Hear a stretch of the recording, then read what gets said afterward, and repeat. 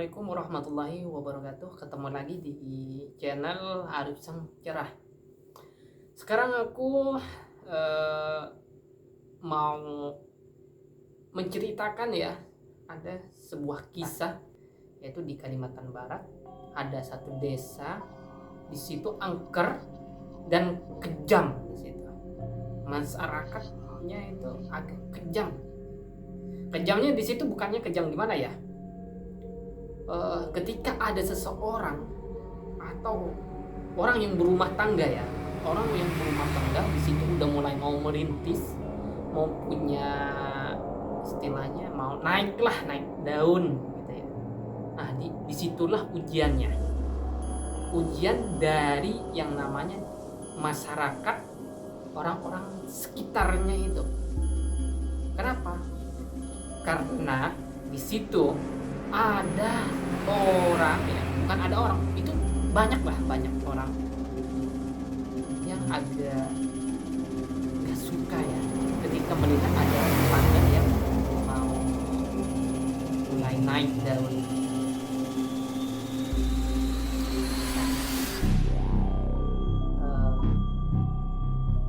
Si perempuan, istri dari orang itu, istrinya karena dia baru pindah di rumah itu udah mungkin 1 tahunan ya, udah 1 tahun berjalan masih aman-aman aja, makin mau pengen naik. Ternyata apa, terjadilah yang namanya sakitnya itu asalnya nggak disangka-sangka ya. Sakitnya itu sakit ya hal biasa gitu ya, sakit. Setelah itu lama ada benjolan gitu. Dia tuh mimpi sebelum ada benjolan itu, dia tuh mimpi ada didatangin seorang ada makhluk gitu, makhluk halus datang sama dia, tinggi besar, ada tanduknya hitam, matanya merah, datang sama dia. Entah nggak tahu ya, merinding apa ini. Ya, merinding ya. Beneran merinding. Setelah itu pada siang dia tuh sakit demam gitu kan. Makin hari agak berbeda semenjak kejadian yang datangi mimpi itu. Terus agak lama, udah hampir 1 bulan dia ada agak sehatan gitu kan. Timbul yang namanya benjolan kecil gitu. benjolan kecil terus nggak lama kemudian dibawa lah yang namanya ke rumah sakit ya. Rumah sakit dibawa, diperiksa, ini kenapa gitu kan. Oh ini cuman betah gening gitu kan. Ini gelenjar gitu kan, gelenjar betah bening gitu. Ini obatnya gitu kan, dikasih obat ya biar nggak sakit gitu kan. Sebenarnya nggak sakit, memang nggak sakit, ditanya nggak sakit. Ini untuk ngilangin gelenjar katanya. Lama-lama kemudian makin gede, makin itu kan takutnya tuh apa namanya itu tumor kanker gitu ya, namanya khawatir ya. Pada tahun berapa itu ya, pada tahun 2012 kejadian itu, 2012. Setelah itu diperiksa lagi ya, ke dokter lagi, diperiksa beda lagi itu penyakitnya. Ditanya bukan gelenjar getah bening lagi, oh ini gelenjar biasa gitu kan. Ini enggak cuman benjolan doang, ini paling berapa hari ini hilang gitu kan. Gitu kan, udah lama menjelang gitu kan, udah lama akhirnya setiap ke dokter itu penyakitnya beda-beda, setiap ke dokter pasti beda. Jadi penasaran ya, heran ya, setiap ke dokter hasilnya nggak sama. Terus ketika di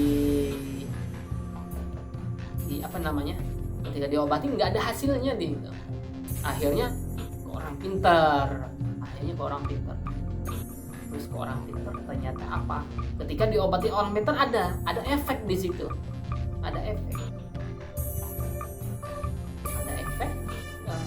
mulai agak terasa gitu kan, makin kecil gitu kan. Udah mau sembuh kan,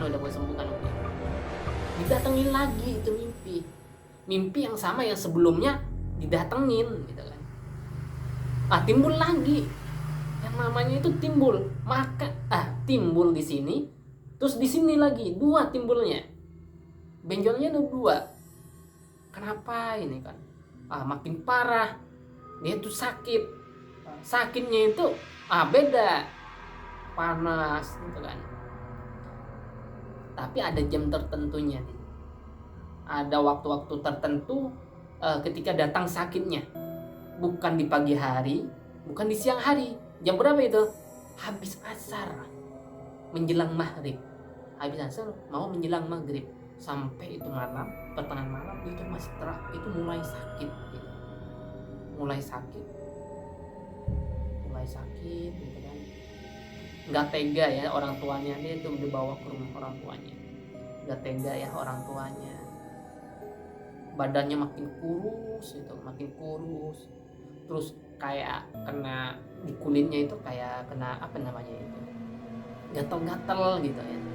Terus iseng-iseng orang tuanya itu, orang tua yang perempuan iseng sempat datangin mimpi, suruh pakai ini, ya udah dipakai iseng-iseng lah, nyoba gitu kan, apa tuh ada efeknya gitu kan. Diambil daun kelor, ditumbuk, terus diusapin, digosok sebadan. Nggak lama itu, mungkin lah 1 menit 2 menit, efeknya itu apalah, keluar yang namanya beling, pecahan kayak beling kecil-kecil, kayak sebesar apa itu, gula pasir lah gitu, keluar itu. Heran, ini kenapa ini kan? Ternyata itu penyakit yang namanya santet. Ternyata seperti ini ya, ngeri gitu kan. Berjalan terus makin parah sampai itu kan bener-bener itu kan disiksa, bener kejam banget itu orang yang ngirim kayak gitu. Orang yang ngirim santet kejam banget. Sampai badan si objek itu yang kena santetnya itu, sampai di sininya itu bolong itu, busuk ya. Bolong, ya Allah, ini kenapa ini? Kok ada orang sekejam kayak gini gitu kan. Akhirnya itu kan nggak lama udah dia wasiat ya sama keluarganya, kalau misalnya aku ada apa-apa, Pak, umur aku nggak pendek ya, minta maaf, nggak usah terlalu banyak ngarapin aku umurnya panjang gitu kan. Itu masih lama, hidup lama. Aku mau nitip anakku yang masih kecil ini, dia punya anak, dia mungkin umur anaknya itu masih 4 tahun, anaknya masih 4 tahun, cewek yang dia tinggal. Udah, mungkin dari perkataan dia 3 bulan dari perkataan itu, dari pasien itu dia meninggal. Yang bikin herannya lagi di situ, bikin kagetnya, suaminya tidak mau bertanggung jawab. Artinya gimana? Suaminya di situ di masa istrinya itu sakit gitu, dia itu herannya nggak mau ngerawat, nggak mau tahu dia itu sakit.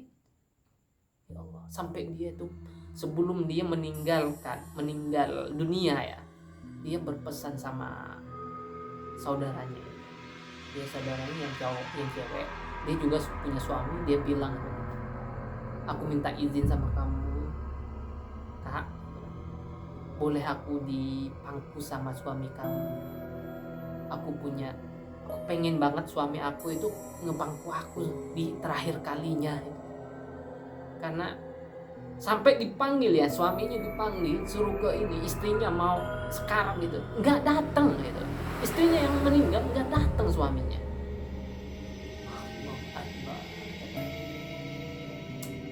Ya mungkin itu sebuah pelajaran ya, sebuah pelajaran buat antum-antum yang bersuami dan yang beristri. Tanggung jawabnya seorang suami harus dijaga.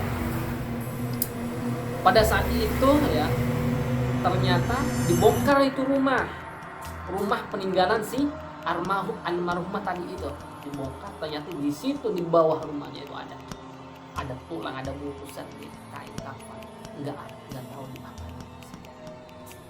kayak buhul gitu ya, buhul itu. Memang di desa itu sangat angker itu. Angkernya itu orangnya kejam-kejam. Bahkan ada desa sebelah memberikan julukan ke desa ini, dinamakan desa santet. Ya, luar biasa di situ. Memang santetnya itu, saya baru tahu seperti ini orang disantet. Gak lama menjelang dari situ, dari kejadian itu berapa tahun ya, mungkin jaraknya 1 tahun, mulai ada lagi korbannya itu. Ada korban lagi, persis penyakitnya seperti itu, sama persis, meninggal juga itu. Ternyata nggak habis pikirnya saya, kayak kok tega gitu ya, kok tega itu, sampai kayak segitunya kejam gitu kan. Heran ya. Mudah-mudahan ya yang jadi korbannya jadi husnul khotimah ya, di bahagian di alam sana. Ya mungkin ini yang saya ceritakan ya. Silakan yang mau curhat, mau menceritakan kisahnya di kolom komentar. Oke. Assalamualaikum warahmatullahi wabarakatuh. Jangan lupa di subscribe.